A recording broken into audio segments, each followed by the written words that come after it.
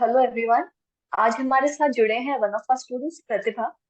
अ, प्रतिभा आज हमारे साथ अपनी preparation strategy to just tell you a little about Pratibha's academic qualifications so far. So she completed her graduation from Miranda House University of Delhi, and then she appeared for the 2022 cycle of entrance exams for Masters in Political Science, and she cleared it. And now currently she is doing her Masters in Political Science from Jawaharlal Nehru University, New Delhi.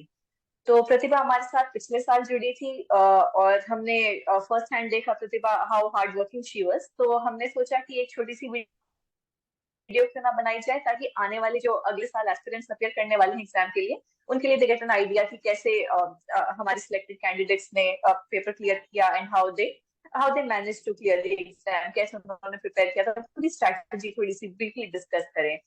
तो before I hand it over to Pratibha, दो important information जो मैं share करना चाहूंगी। पहला piece of information ये है कि जिसमें हम सिलेक्टेड कैंडिडेट्स भी ज्वाइन इन कर सकते हैं, along with members of the dream university platform। Preparation करनी चाहिए, क्या क्या पढ़ना चाहिए, क्वेरीज कैंडिडेट्स को होती हैं। तो एक वन इंटरेक्शन हो जाएगा, अच्छा एक अपॉर्चुनिटी। वेबिनार ज्वाइन इन करने के लिए सबसे इम्पोर्टेंट और पहला स्टेप है कि आप रजिस्टर करें। रजिस्टर करने के लिए लिंक जो गूगल फॉर्म का है वो हमारे डिस्क्रिप्शन बॉक्स में अवेलेबल है। तो आप प्लीज उसको जरूर से फिल करिएगा, because then only we can contact you the details that you provide. तो उसके थ्रू हम आपको वेबिनार की इन्फॉर्मेशन दे सकते हैं। एंड सेकेंडली, अगर आप हमारे प्लेटफॉर्म से जुड़ना चाहें तो आप हमारा टेलीग्राम चैनल भी ज्वाइन कर सकते हैं। टेलीग्राम चैनल का लिंक भी डिस्क्रिप्शन बॉक्स में अवेलेबल है। की पीसेस ऑफ इंफॉर्मेशन आपको देते हुए मैं अब प्रतिभा की ओर बढ़ना चाहूंगी। Many many congratulation to you Pratibha. I have already congratulated you in person, but this is just a formality for the whole social media thing, but congrats.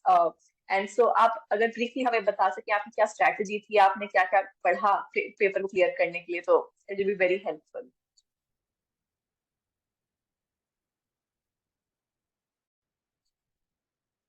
Unmute unmute प्रतिभा।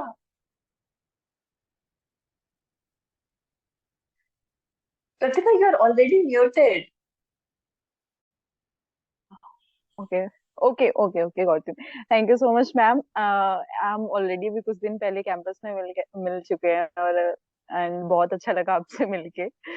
मैं यही सोच रही थी प्रिपरेशन के टाइम पे कि जब आप पढ़ा रहे थे तो यू सेड कि हम मिलेंगे, तो आई थॉट कि मे बी मिल जाएंगे और फाइनली मिल भी गए।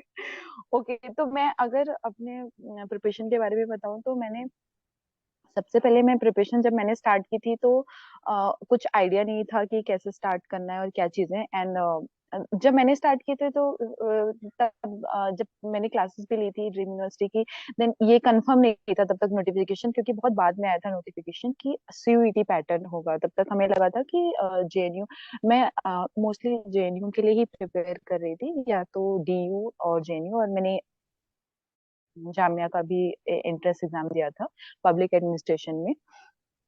तो वो सीयूईटी का पैटर्न ऐसा था कि वो पहले कंफर्म नहीं था, बहुत लेट तक नोटिफिकेशन आया था। तो मैं जो पहले जेन्यू का इंटरेस्ट था मैं उसी अकॉर्डिंग प्रिपेयर करी थी और उसी अकॉर्डिंग मैंने क्लासेस ली थी। तो जब ऐसे मैं स्क्रॉल कर रही थी तो मुझे यूट्यूब पे दिखा कि मतलब एक वेबिनार कुछ हुआ है ड्रीम यूनिवर्सिटी का, तो मैं आई थॉट कि मुझे ज्वाइन करना चाहिए। एंड देन जब मैंने सर से पूछा तो फिर उन्होंने बोला कि ऐसे ऐसे करके है, तो फिर मैम प्राची मैम के बारे में बताया और फिर सोमदत्त सर के बारे में, तो मैंने ज्वाइन किया। तो जब मैंने क्लासेस स्टार्ट की तो एटलीस्ट मुझे चाहिए था कि हाँ थोड़ा आइडिया मिल जाए, तो वो चीजें मुझे मिली अच्छे से कि मतलब कैसे प्रिपेयर करना है, लाइक कैसे, बिकॉज मैं ग्रेजुएशन भी मेरा लास्ट ईयर चल रहा था, तो फिर साथ में कैसे करना है, थोड़ा मैं थोड़ा एक उतना टाइम तो नहीं दे पाती थी जब ग्रेजुएशन के टाइम पे था। बट फिर बाद में सीयूईटी का एग्जाम लेट हुआ था तो बीच में 3-4 महीने ऐसे मिल गए थे कि उसमें चीजें कवर हो गई थी। आई थिंक सबसे पहले तो बहुत लोगों का यही क्वेरी रहता है कि कितना टाइम लगता है प्रिपेयर करने में और कितने घंटे पढ़ना होता है और वो सारी चीजें। अगर मैं अपने पर्सनल एक्सपीरियंस से बताऊं तो मैंने बहुत ज्यादा पढ़ाई नहीं की है, वेरी ऑनेस्ट। ऐसा नहीं है कि बहुत में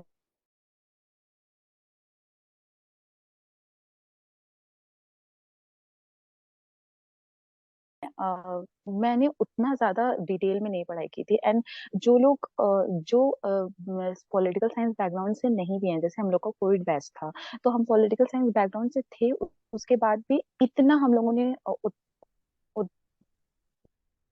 उतना डीपली नहीं कौन तो हाँ, ये सब समझ में आ रहा है, हमें भी कॉन्सेप्ट क्लियर करने के लिए पढ़ना पड़ा था ज्यादा। अभी तो काफी अच्छे यूट्यूब चैनल्स भी आ गए हैं, और जैसे सोमदत्त सर ने नोट्स दिए थे बहुत अच्छे, तो उसमें ऐसा ना बिल्कुल पॉइंट पॉइंट वाइज, और जो भी इम्पोर्टेंट की टर्म्स रहते थे वो ऐसे बिल्कुल हाईलाइट किए उन्होंने।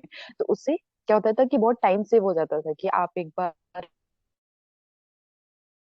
काफी चीजें क्लियर आउट हो जाती थी। और अगर अगर जो लाइक जो पॉल साइंस बैकग्राउंड से नहीं है, जिन्हें बिल्कुल भी नहीं पता है कि पॉलिटिकल साइंस से मतलब एंट्रेंस फर्स्ट टाइम दे रहा है, उन्हें नहीं पता कि क्या करना है, तो मैंने सजेस्ट करूंगी कि वो एक बार एटलीस्ट वो बुक को गो थ्रू करें। जैसे जैसे ओपी काबा एक बहुत ही सिंपल सी बुक है जो सभी जानते हैं।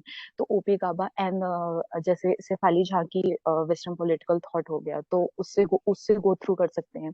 इससे क्या होगा कि एक बेसिक अंडरस्टैंडिंग बन जाएगी, उससे और उससे ये आइडिया लग जाएगा कि मतलब कैसे करना है, कैसे है, मतलब प्रोसेस कैसे फॉलो करना है। और एक मैं सबसे इम्पोर्टेंट चीज करूंगी, जब भी आप प्रिपेयर करना स्टार्ट करो ना, बिगिनिंग में ही आई थिंक आपको सिलेबस अपना बहुत अच्छे से, लाइक आपको पूरा एकदम अच्छे से याद होना चाहिए, और सिलेबस को आप एक बार गो थ्रू करो अच्छे से। इन सिलेबस अकॉर्डिंग आप अपना एक बना लो कि आपको सिलेबस में क्या चीजें हैं, और उसके अकॉर्डिंग क्या चीजें, अगर ऐसे टॉपिक में सिलेबस पे स्टिक रहो। जो पढ़ो ना, तो वो करने के लिए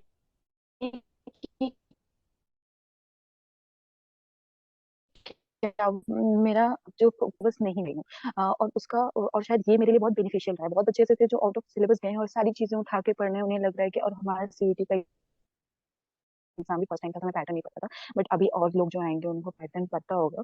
तो सिलेबस पे स्टिक रहना ऑलवेज बेनिफिशियल होता है, बिकॉज उससे थोड़ा ये रहता है कि आप इधर उधर नहीं जाते हो, भटकते नहीं हो। और दूसरी चीज ये है कि प्रीवियस ईयर पेपर, अब जैसे हाँ, अभी तो एक साल का पेपर होगा, देन 2020 का भी प्रीवियस ईयर पेपर होगा, 2 साल का हो गया। और आई थिंक 2021 ज्यादा रिलेवेंट होगा, बिकॉज 2022 वाला ज्यादा रिलेवेंट होगा, बिकॉज वहाँ तब फर्स्ट टाइम जेएनयू और बीएचयू था। तो उसमें क्या होता है कि प्रीवियस ईयर पेपर, और उसके लिए मैंने प्रीवियस ईयर पेपर जो जेएनयू का एग्जाम था, जैसे पहले जो जेएनयू कराता था कंडक्ट एग्जाम उसके, और डीयू का जो एग्जाम था, जामिया का पेपर, वो पबेट का भी और पॉलिटिकल साइंस का भी, और ये और जितने भी मतलब लाइक बीएचयू भी जो कराता था, वो सारी चीजें वो सब मैंने गो थ्रू करा था। बट मैंने एक चीज करी थी कि जो लाइक मेरे सिलेबस से बहुत ज्यादा आउट ऑफ द सिलेबस था ना, जिस भी पेपर में, जैसे जेएनयू में भी और डीयू में, जब मुझे पता चल गया था कि सीयूटी होने वाला है, तो जो बहुत ज्यादा आउट ऑफ सिलेबस था, मैंने वो क्वेश्चन इतने अच्छे से नहीं किए थे। और उसका अगेन वही रीजन था कि मैं वो चीज नहीं करके अपना टाइम वेस्ट करना चाहती थी, जो जो मेरे काम का नहीं, जो मुझे पता है कि वो बिल्कुल भी नहीं आने वाला है। तो क्योंकि मेरे पास इतना ज्यादा, मैंने लास्ट के 2-3 महीने, मतलब जिसके पास कम टाइम है तो वो ये चीज देख सकते हैं, जिसके पास ज्यादा टाइम है तो वो मे भी ज्यादा पढ़ सकते हैं, मदद कर दो। और उस मैंने ड्रीम जी जाके बहुत सारे टेस्ट सीरीज कराने लगे थे। तो मैं इस चीज की एम्फेसिस करूंगी कि आप जब भी टेस्ट सीरीज कर रहे हो ना, तो test series like exam mode में करो। अगर अगर एग्जाम 1.5 ईयर या 2 आवर का है, तो आप उतना ही बैठ के करो। ऐसा नहीं है कि आप एक क्वेश्चन पेपर को आप एक बार थोड़ा सा सॉल्व कर लिया, देन थोड़ा सा बाद में सॉल्व करो। आप एग्जाम मोड में बैठ के सॉल्व करो। उससे क्या रहेगा कि आपका टाइम मैनेजमेंट का वो जो प्रॉब्लम हो जाती है कि बाद में कि पेपर छूट गया, नहीं कर पाए, वो चीजें आपके साथ नहीं रहेगी। आपका टाइम अगर आपको प्रैक्टिस रहेगी तो एग्जाम में उसके लिए प्रॉब्लम नहीं होगी। और काफी अच्छा एक बैलेंस बन जाता है, क्योंकि एग्जाम जब देते हैं तो थोड़ी एंग्जाइटी भी रहती है, तो उसकी वजह से टाइम ज्यादा चाहिए रहता है हमें सोचने के लिए और वो सारी चीजें। और तीसरी चीज ये कि जो मे बी उतना रिलेवेंट नहीं है एग्जाम के लिए, लेकिन फिर भी मैं बोलूँ वो काफी ज्यादा उन्हें बीच बीच में ऐसा टाइम आता है कि वो काफी ज्यादा घबरा जाते हैं कि नहीं होगा नहीं, बहुत ही सिंपल एग्जाम है। और अगर मतलब मैं भी बहुत ज्यादा बहुत ज्यादा इस चीज को लेके एंग्जियस थी, बट बाद में रियलाइज हुआ कि बहुत ही सिंपल प्रोसेस था और ज्यादा हैक्टिक ऐसे होने की जरूरत नहीं।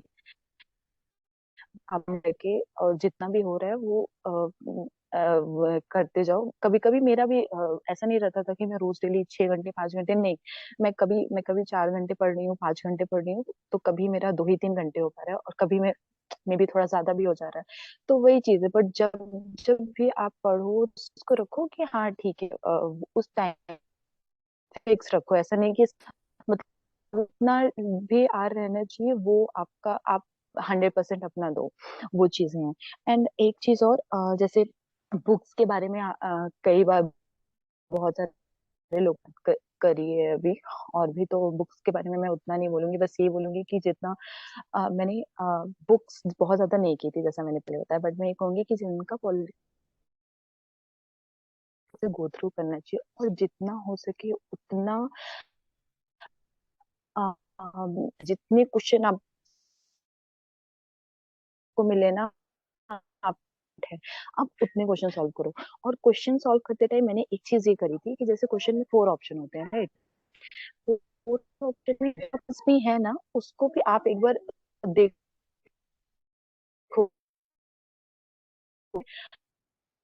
थ्रू करो और उससे रिलेटेड जो है उसको भी आप क्वेश्चन बना के उसको भी आप नोट डाउन करो।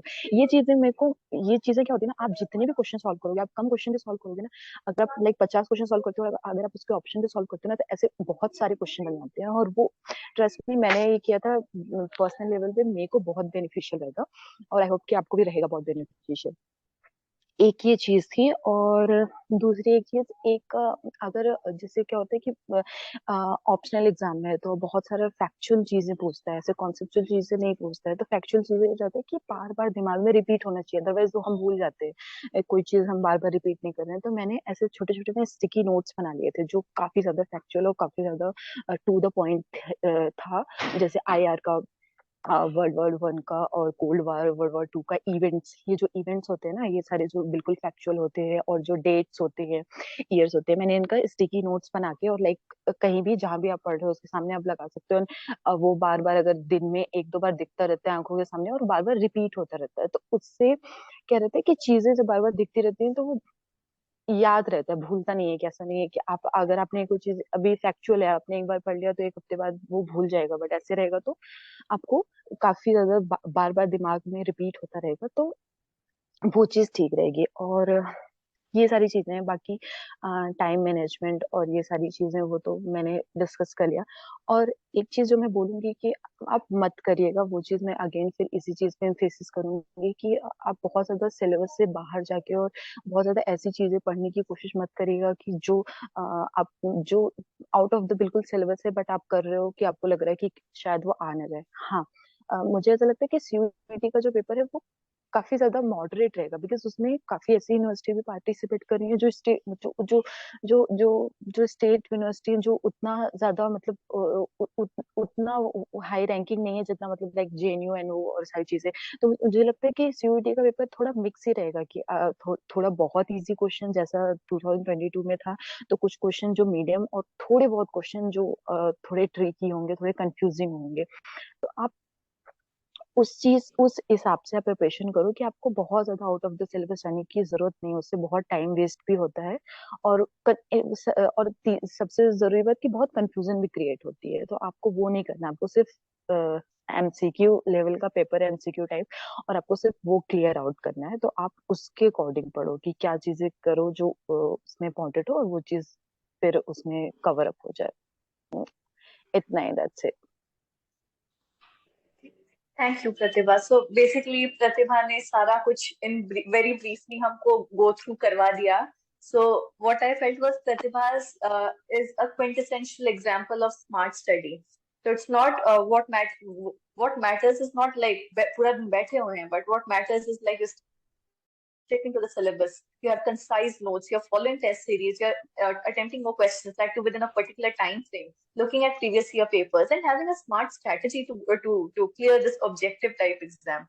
So that was something. I mean, it was pretty clear. You made everything very clear, even for people who will be watching it. So that was a nice take from your side. That was what I felt. So you with us today. तो मैं फिर से एक बार और दोहरा देती हूँ कि अगर एस्पिरेंट्स हमारा वेबिनार ज्वाइन करना चाहें तो उनका एक वन ऑन वन इंटरेक्शन हो सकता है with candidates and other members of the platform, तो वो आपके लिए बेनिफिशियल रजिस्टर करना पड़ेगा through that Google form that I earlier mention, तो आप डिस्क्रिप्शन बॉक्स जरूर चेक कीजिएगा. So thank you so much for all your insights and for being today, for that full beautiful smile of yours. It lightens up my day every time I look at it. So thank Thank you. you so Thank much, you so ma'am. much. Thank you so much.